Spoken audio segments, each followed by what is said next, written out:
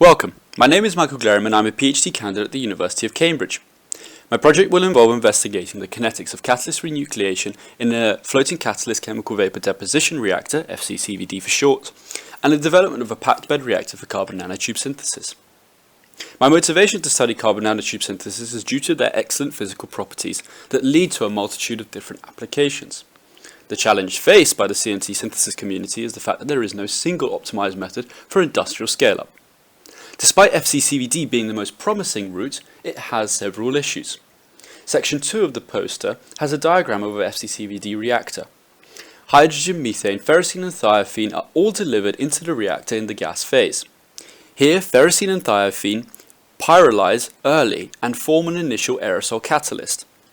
This catalyst then evaporates as it reaches the hot zone of the reactor, whilst the methane is then able to pyrolyze into C1 and C2 base radicals, which are the intermediate species before forming CNTs.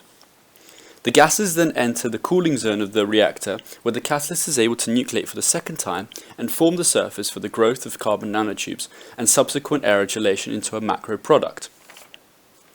My project aims to reduce the wasted volume and energy in the reactor by eliminating the first nucleation event and getting the hydrogen and methane up to the hot temperature over a shorter time period.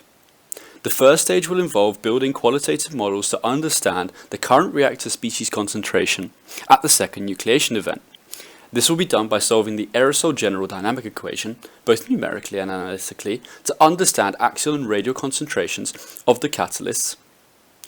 This will be coupled then with kinetic theory to get the concentrations in the hot zone of the C1 and C2 species.